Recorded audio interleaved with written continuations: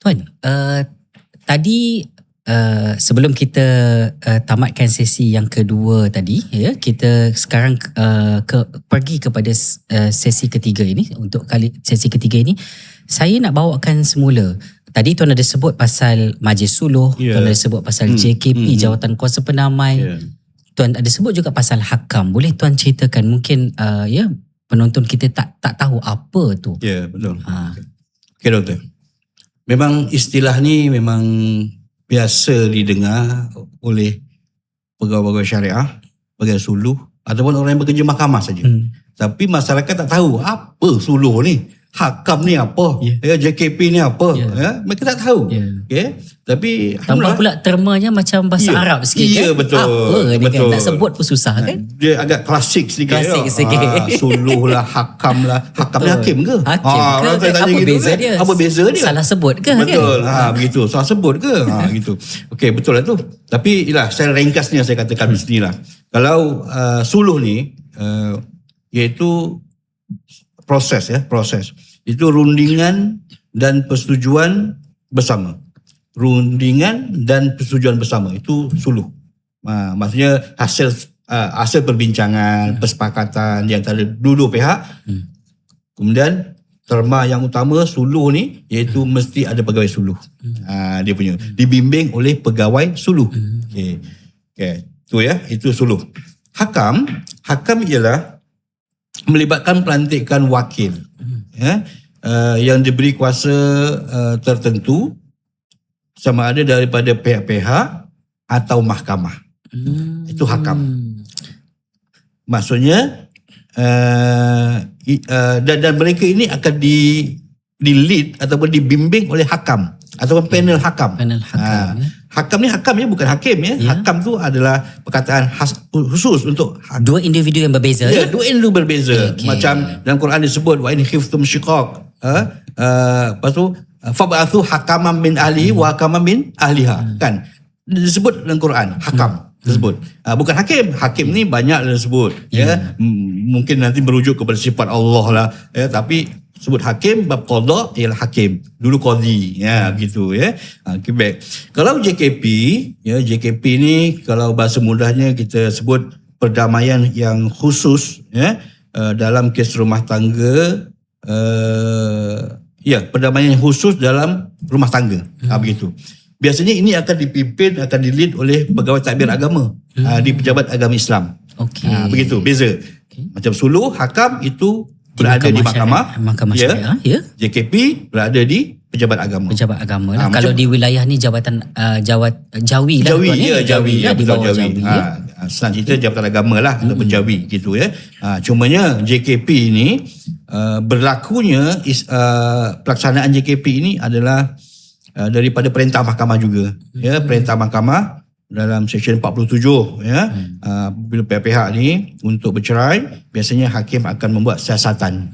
Hakim akan buat siasatan sama ada perkahwinan mereka ini wajar dikekalkan ataupun tidak. Maksudnya ada tak unsur-unsur perdamaian di situ. Jadi apabila ada unsur-unsur perdamaian setelah hakim siasat, maka hakim akan arahkan pergi ke Jawatan Kuasa Pendamai. Begitu. Tapi ada kalanya apabila hakim siasat tidak ada unsur-unsur perdamaian. Malah memang tak wajar pun diadakan JKP. Contoh, saya bagi contoh. Ini pun pernah berlaku kat ni. Isterinya selalu kena lempang. Ditinggalkan bertahun-tahun. Kena baling tong gas tu biasa doktor. Baling tong gas. Isteri dibaling dengan tong gas. Akibat amarah. Amarah suaminya. Jadi adakah ketika ini hakim perlu untuk mengadakan Jawatan Kuasa Pendamai? Tak perlu. Sebab benda dalam seksyen 47 dah jelas kan. Seandainya ada unsur-unsur perdamaian JKP, tak ada terus sabitkan syikok, hakam terus. Tak wajib lah maksudnya kan. Hakim perlu analisa teliti situasi tersebut. Jangan kata nanti kita jangan kata suami tak setuju je, okey JKP, tak setuju JKP tanpa ada siasatan. JKP sampai bila dah kena lempang, dah kena istilahnya ni rawatan doktor pun dah ada, report kan? Betul. Pun dah ada, report polis pun dah ada. Perlu ke JKP? Ini untuk yang mengendalikan kes lah maksudnya tak perlulah kan. Sebab peruntukan ada kan, atau kat situ kan boleh dibawa ke JKP atau tak perlu. Terus sabitkan syikok. Maksudnya tuan, Majlis Suluh, Hakam, JKP ni yang saya faham lah daripada apa yang tuan terangkan tadi. Kesemua ini membawa kepada roh ataupun falsafah islah, nak mendamaikan. Betul. Betul ke tuan? Betul saya kalau saya ni? Sebab konsep pertama, sama ada JKP ke, Suluh ke, Hakam ke, yang pertama konsepnya adalah islah. Islah. Maksud islah apa? Mendamaikan terlebih dahulu. Tak boleh damai barulah disyorkan, berikan pandangan. Kalau kamu berdamai dalam keadaan kamu setiap hari kena pukul, setiap hari kena lempang, bagaimana? Istilah damai itu memang berlaku, tetapi kesan dia kan. Sebab itu kalau dalam kes Hakam doktor, kes Hakam ni apabila Hakam mendapati memang syikok tu memang berlaku, sebab itu dia punya kaedahnya talak secara bain, supaya tidak meneruskan kemudaratan itu. Kalau bain ni maksudnya tak boleh rujuk kan. Kalau nak semula ataupun dah insaf lah, mungkin dah betul-betul taubat istilahnya, barulah nikah semula dan sebagainya. Begitu kan. Itu kita nak menjaga kan. Kan kita ada maqasid syariah kita kan, menjaga menjaga keluarga, menjaga warisan. Gitu kan. Jadi itulah yang kita nak jaga sebenarnya. Sebab ulama dulu dah bahas benda ni panjang lebar. Suluh ke, JKP ke, Hakam ke, dah bahas dah panjang lebar. Dan banyak kat situ ayat Quran, banyak kat situ hadis, banyak maqasid yang perlu kita fahami kan. Cuma gitu. Proses itu kita lakukan secara berstruktur. Betul, itu yang penting. Sebab itu adanya kaedah Hakam, manual Hakam dan sebagainya itu membantu untuk memberikan supaya syarak kita ni dilihat cantik. Jangan bukan caca merba nak jatuhkan hukum ikut Quran hadis contoh tapi tak ada panduan dan sebagainya. Itu pun menjadi isu juga kan. Begitulah pandangan saya. Betul. Baik tuan, saya ingin bertanya soalan selanjutnya tuan. Tadi tuan ada cerita pasal proses suluh lah. Proses suluh ni selepas kita selesai majlis suluh, kita buat perjanjian, kita tanda tangan perjanjian, pihak-pihak tanda tangan perjanjian, kemudian hadir ke hadapan hakim untuk merekodkan persetujuan tersebut. Persoalannya tuan, adakah dari sudut roh ataupun falsafahnya sebegitu tuan? Adakah setiap kes perlu diendoskan di hadapan hakim? Kes-kes suluh ini perlu diendoskan di hadapan hakim. Mungkin tuan ada pandangan tuan untuk perkara ini? Betul kita dalam isu pengendosan depan hakim ni, ini pandangan peribadi saya lah dan saya tidak menafikan bahawasanya sumbangan idea, pemikiran, hasil pembacaan, hasil daripada kajian oleh orang-orang terdahulu. Memang kita tak boleh nafikan. Mereka sangat hebat. Di zaman Tan Sri Syekh Ghazali dulu, zaman Tan Sri Ibrahim Lembut, dan sehinggalah sekarang.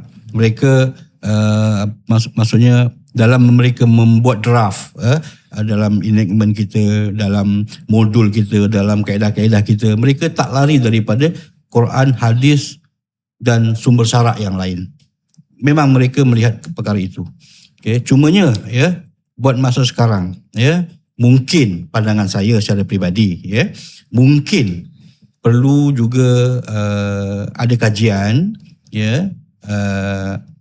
bagaimana perjanjian suluh di depan hakim ini kebarangkalian tidak perlu diendoskan di depan hakim, cuma memadai dengan persetujuan kedua-dua pihak, tanda tangan dan juga tanda tangan sebagai suluh, sebagai saksi lah, begitu, untuk menjadikan perjanjian itu adalah yang valid. Begitu. Sebab kalau kita melihat rukun, kita melihat begini, kita melihat adakah perjanjian suluh itu sebagai satu akad ataupun kontrak yang bagaimana? Kalau kita tengok doktor, kita lihatlah perbandingan kita buat. Contohlah, kalau di civil, mahkamah civil, rasanya apa-apa perjanjian semasa saya di JBG dulu banyak contohnya macam single partition dan sebagainya tu, mereka terus diendoskan di depan pendaftar saja. Mereka lulus dan sebagainya. Sebab mereka ni menggunakan kontrak. Sistem kontrak kan, akad kontrak ni begitu. Dan tak perlu untuk diendoskan di depan hakim ataupun magistrate dan sebagainya. Saya bagi contoh begini, yang mudah, yang simple lah, yang boleh kita terima akal lah. Contoh kita buat loan peribadi ataupun loan kereta. Adakah kita perlukan endorse daripada mahkamah? Tidak. Betul kan? Kita hanya mendapat ada kalanya pihak bank call kita sendiri. Encik Malik contoh, setuju tak dengan perjanjian ni? Okey, saya setuju. Maka ditandatangan gitu kan. Dan seandainya berlaku pengingkaran, barulah mereka akan pergi ke mahkamah. Tarik balik kereta dan sebagainya. Loan kita akan dijatuhkan sebagai bankrupt dan sebagainya. Itu proses mahkamah. Kalau tidak beratur lah tuan, orang semua buat akad perjanjian ni setiap hari orang lakukan kan. Itu yang saya gambarkan. Sebabnya apabila saya melihat begini, akad yang ada dalam perjanjian suluh itu adalah akad yang bagaimana sebenarnya? Kan kalau kita tengok dalam kitab tersebut, itulah akad lazim. Akad lazim ialah akad yang mengikat. Akad yang mengikat. Kita ada kaedah, kita ada hadis Nabi, al-muslimuna ala syurutihim. Orang Islam itu terikat dengan perjanjian mereka, syarat-syarat mereka. Itu hadis tu. Ada setengah ulama membahaskan hadis itu. Apabila kita dah berjanji dengan saya sudah berjanji dengan doktor contoh, maka itu dah terikat dah tu. Betul. Sebab tu orang tua-tua dulu doktor kata, manusia itu dipegang, kalau lembu tu diikat dengan tali. Manusia dipegang pada kata-kata dia, janji dia. Ni apatah lagi dengan meterai perjanjian secara bertulis dan sebagainya.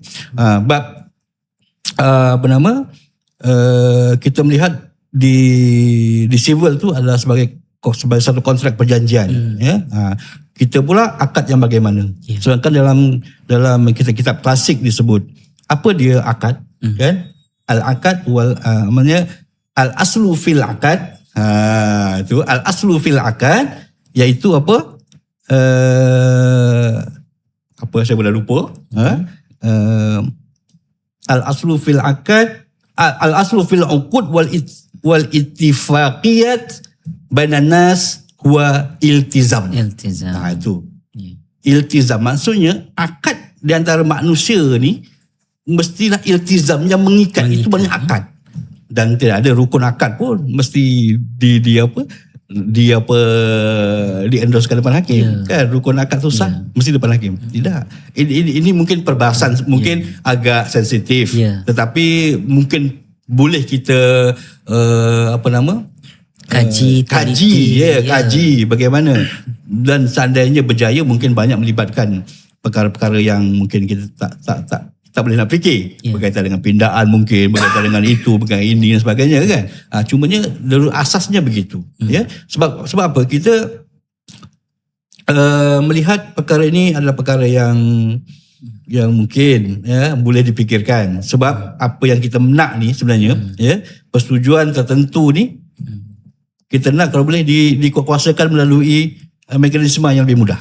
Itu yang kita nak. Sebab kadang-kadang ialah isu-isu contoh hadana, nafkah. Betul. Dia kerap berubah. Betul. Bila kerap berubah perlu jumpa hakim, kadang-kadang ia merumitkan proses tersebut. Betul. Mungkin. Jadi kalau perkara itu contoh ada juga jadi bagaimana kalau apa mekanisme yang perlu kita gunakan kalau tak endorse di depan hakim? Kita gunakan kaedah macam kita ni kan. Contoh apabila pihak ni telah berjaya mendapat tanda tangan sebagainya, menjadi rekod kepada pegawai suluh dan didaftarkan dalam sistem. Seandainya akan datang contoh berlaku pelanggaran pada perjanjian tersebut, mungkin hakim akan tengok apa yang dilanggar. Ada tak persetujuan berkaitan dengan ini? Hakim akan buat tindakan. Mungkin ada setengah mengatakan bahawasanya kalau tak ada pengendosan, maka tak boleh nak dikuatkuasakan. Gitu kan. Cuma kita boleh kaji benda tu. Boleh kaji secara detail. Saya rasa ialah mahkamah syariah kita pun berkembang dengan usaha-usaha dan kajian-kajian yang kita buat. Betul. Mungkin ini sudah sampai masa untuk kita perkasa suluh melalui pendekatan inilah tuan. Betul. Kalau kita kaitkan dengan negara luar sekalipun, sebenarnya Tak ada orang endorsekan depan hakim. Ya. Macam baru-baru ni kan macam kita hantar pegawai suluh kita pergi ke Oman dan sebagainya. Mereka dapat ilmu. Mereka dapat ilmu daripada di sana. Cukup dengan perjanjian yang mereka ada. Betul. Kan? Tak perlu di depan hakim. Jadi kita nak tiru macam mana pelaksanaan mereka ni. Mungkin boleh digunakan di tempat kita. Tapi perlu kajian lah. Saya katakan bukan kita nak terus buat, tidak. Betul. Kita tak menafikan tentang peranan orang-orang terdahulu. Betul. Ya, cumanya apabila yang dikatakan sebagai fake itu berkembang, maka fake suluh itu berkembang, maka dia perlu ikut peredaran. Betul. Itu pandangan saya lah. Ya. Takut nanti orang claim saya, oh ini lawan. Tidak. Pandangan. Sekadar pandangan. Ya. Tapi pada saya, unpopular decision tu bermula dengan idea-idea sebegini lah. Ya. Kita kena fikir, yang penting ada asasnya. Kita ada sandaran asasnya kan. Ya, betul. Baik Tuan. Tadi Tuan ada cerita tentang pendekatan suluh jenayah. Ini ada satu topik yang agak menarik lah Tuan ya. Mungkin pertama kalilah ada di kalangan kita yang baru mendengarnya. Suluh ni selama ni dalam kes mal, dalam kes selain kes-kes kekeluargaan lah kan. Adakah suluh ini sesuai dilaksanakan bagi kes-kes jenayah, ataupun boleh Tuan cerita serba sedikit lah suluh jenayah ni bagaimana Tuan? Sebenarnya idea ni doktor, idea suluh jenayah ni pun hasil daripada kajian yang telah dibuat oleh pegawai-pegawai kita, dan masa yang sama juga idea ni pun diperolehi semasa mereka ni membuat lawatan ataupun masa berkursus di Oman, di luar negara, di Qatar dan sebagainya, di Riyadh ya. Mereka mendapat idea tersebut, suluh jenayah. Tapi perkara yang asas kita kena tahu ialah bab jenayah, bab hudud ni tak boleh disuluhkan. Tapi apa benda yang boleh disuluhkan? Begitu, hanya berkaitan dengan hukukul ibad, ya, berkaitan dengan hak-hak manusia. Contohnya gitulah. Contohnya saya nak bagi contoh dalam enakmen jenayah tu disebut ada istilahnya apa? Mengganggu-gugat rumah tangga orang. Kan? Tu boleh didakwa kan? Ataupun bawa lari isteri orang. Boleh didakwa kan? Okey. Kat situlah yang perlu kita boleh gunakan. Ini contoh.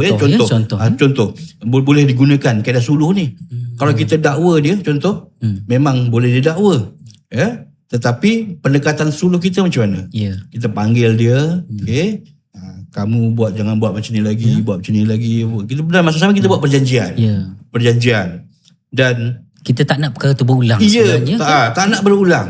Okey. Kalau kita bawa semua kes ke mahkamah, jam mahkamah nanti. Crowded di mahkamah dengan kes-kes yang macam ni. Tapi adanya suluh jenayah ni, contoh bab mencuri ke apa ke kan? Bab mencuri ke, kita pun beri mereka peluang untuk berbincang dan sebagainya. Contohnya saya curi barang doktor, contoh basikal contoh kan, berharga RM150 gitu.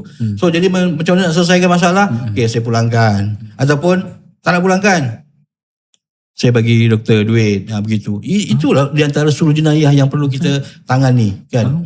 Walaupun itu melibatkan civil kan, melibatkan undang-undang civil dan sebagainya, tapi mungkin kita boleh aplikasikan, implementkan dalam konteks jenayah syariah kita ni. Yang khususnya berkaitan dengan enakmen jenayah itulah yang melibatkan hukul ibad ni. Maksudnya ada ruang sebenarnya, kita boleh explore, kita boleh tengok tentang pendekatan melaksanakan suluh bagi kes-kes jenayah lah Tuan. Sebab kita tengok sebab kita rujukan kita cuma sumber syarak je doktor. Kita mesti rujuk pada hukum syarak. Sebabnya dalam bab suluh ni disebut as-sulhu jaisun bainal muslimin. Boleh. Suluh tu boleh dilakukan di antara orang Islam. Apa benda pun boleh. Tapi bab-bab yang kata-kata tadi, hak Allah tak boleh lah. Macam hudud ke apa pun tak boleh. Takzir boleh lah. Begitu lah. Itu yang kita nak katakan. Kemudian disebut lagi dalam kitab tu, as-sulhu sayyidul ahkam. Kan? Jadi banyak benda kalau kita nak fikirkan ni. Belum lagi kita bincang dengan maksud syariahnya lagi. Kan? Banyak benda. Dan boleh dipikirkan lah. Dan saya nampak di sini ialah, kalaulah ada student kita postgraduate kan, nak buat master ke PhD ke, ambil Sangat tajuk sesuai. ni. Tengok ambil tajuk ni ya, untuk teliti. Confirm orang yang pertama akan lulus. Kan? Maksudnya dia adalah satu tajuk yang sesuai untuk dikaji. Betul. Sesuai untuk digaji. Dan sekaligus dia akan cadangan tersebut amat relevan untuk mahkamah syariah aplikasi teliti. Contoh dah ada. Contoh dah ada. Di Oman memang confirm dah ada. Begitu. Tuan ada pengalaman luar negara ya tuan? Saya berkursus luar negara. Pengalaman saya cuma pernah berkursus selama sebulan lah di Riyadh kan. Oh, tuan ada pengalaman di Riyadh ya tuan ya? Ada pengalaman. Apa perkara menarik yang tuan boleh cerita mungkin melalui suluh ni? Ya, ketika itu sekarang ni melibatkan suluh kan. Jadi saya cerita tentang berkaitan dengan suluh lah. Di mana di sana ada dinamakan markas taswiyah. Markas taswiyah. Senang cerita begini doktor. Apa yang Suluh Center buat tu itulah di markas taswiyah. Okay. Dan saya rasa idea tu pun mungkin kita ambil daripada idea luar sebenarnya. Bila Suluh kita Center keluar ni bercambah pengalaman, betul. dibawa balik sesuaikan dengan situasi mahkamah kita. Itulah faedahnya kita ni keluar kan. Betul. Habis kita keluar kita akan dapat pengalaman. Dan kita boleh aplikasikan boleh tempat saya ni buat ni. Itu yang kita nak. Dan itu dalam markas taswiyah ni sama juga dia ada pusat hikmat nasihat dan dia tapi di sana menjurus kepada berkaitan dengan tapi sumber undang-undang mereka itu Quran dan hadis sajalah. Tidak ada enactment, tak ada apa kaedah-kaedah dan sebagainya. Jadi mereka ni hanya berpandukan kepada Quran dan hadis. Dan itu yang bagusnya mereka ni, sebut Quran saja, okey, Samit tu, aku dengar, watok gitu. Aku ikut apa yang kamu cakap ni. Okey, banyak Quran, sebut hadis, sebab orang Arab ni hatinya lembut kan. Sebut salawat ala Nabi saja pun okey, saya salah. Ana bari gitu kan. Contohlah kan. Tapi kalau kita laksanakan di tempat kita pun begitu. Maksudnya ada dia punya fungsi-fungsi dan saya juga dah lihat macam mana konsep Suluh Center tu. Saya rasa memang tak lari lah dengan apa yang banyak sangat dia punya fungsi dia dan banyak sangat memberikan kelebihan, kemudahan kepada masyarakat. Manfaatnya banyak. Manfaatnya besar. Manfaatnya besar kalau dapat dilaksanakan dengan sungguh-sungguh, dengan baik kan. Baik. Tuan, perbincangan kita sangat-sangat menarik, sangat-sangat banyak perkara baru yang kita terima. Sebenarnya itulah masa agak mencemburui kita lah kan. Kita dah menuju kepada soalan akhir tuan ya. Saya nak tanya tuan lah sekiranya tuan lah diberi peluang untuk menyampaikan satu mesej kepada masyarakat kita lah, masyarakat di negara ini tentang suluh ataupun perdamaian ini, apakah mesej tersebut yang tuan ingin utarakan? Baik. Okey. Satu peluang yang baik untuk saya bercakap kepada masyarakat kan. Okey. Saya melihat begini. Suluh bukan mencari siapa menang atau kalah. Siapa betul, siapa salah dan sebagainya. Suluh juga adalah tempat untuk mencari penyelesaian yang terbaik. Dan maka yang dan poin yang utama ialah mahkamah bukan tempat untuk menghukum, tetapi adalah tempat untuk memberikan semua masyarakat, semua klien, semua pihak-pihak dalam keadaan yang tenang, yang aman, yang bahagia. Jadi saya nak semua contohnya kalau ada masalah apa-apa, jumpalah dengan orang yang ada autoriti. Pergilah ketua kampung ke, pergilah jumpa imam ke, ataupun memang dah tak boleh nak buat apa, pergilah mahkamah. Ataupun pergi ke pejabat agama, minta nasihat, minta pandangan, kaunseling dan sebagainya. Dan akhirnya kalau betul-betul dah tak boleh untuk diselesaikan, pergi ke mahkamah. Okey. Jadi maknanya saya nak katakan di sini ialah saya nak kalau boleh akan datang semua orang akan melihat mahkamah adalah tempat penyelesaian kes. Penyelesaian masalah, bukan kes, penyelesaian masalah, bukan gitu. Jadi maknanya kena daripada sekarang ini khususnya pihak kami kena berusaha lebih gigih lagi untuk menyedarkan masyarakat. Dan harapan kami satu ketika nanti supaya mahkamah adalah tempat ataupun suluh adalah satu platform yang baik untuk mencari jalan penyelesaian. Sama ada dari masalah rumah tangga, masalah sosial ke, masalah apa ke, boleh untuk kita dibincangkan di suluh ni. Itulah pandangan saya ataupun harapan saya. Baik. Terima kasih banyak diucapkan kepada Yang Berusaha Tuan Malik ya, atas perkongsian yang sangat bermakna, padat dengan ilmu dan membuka perspektif barulah mengenai peranan suluh dalam sistem kehakiman syariah Malaysia. Terima kasih Tuan ya. Ya, sama-sama. Harapnya sudilah kalau kami jemput lagi nanti. InsyaAllah, Tuan ya. ada kelapangan insyaAllah Doktor. Boleh, tak ada masalah. Baik. Daripada perbincangan kita pada hari ini, jelas bahawa suluh bukan sekadar mekanisme penyelesaian pertikaian, malah merupakan satu instrumen penting dalam membina persefahaman, memelihara hubungan dan memperkukuh kesejahteraan masyarakat. Terima kasih kepada semua penonton yang setia mengikuti podcast Cakna Suluh Spotlight. Boleh saya tanya sehingga ke penghujung sesi pada hari ini. Jangan lupa untuk like, follow, share dan tinggalkan komen anda di platform media sosial rasmi Mahkamah Syariah Wilayah Persekutuan melalui saluran Facebook, YouTube, TikTok dan Instagram kami. Kongsikan juga episod ini kepada keluarga, rakan-rakan dan masyarakat agar lebih ramai memahami peranan serta kepentingan suluh dalam kehidupan kita. Saya mewakili seluruh warga kerja Mahkamah Syariah Wilayah Persekutuan mengucapkan terima kasih atas sokongan anda. Sehingga kita bertemu lagi dalam episod yang akan datang. Assalamualaikum warahmatullahi wabarakatuh dan salam sejahtera. Terima kasih.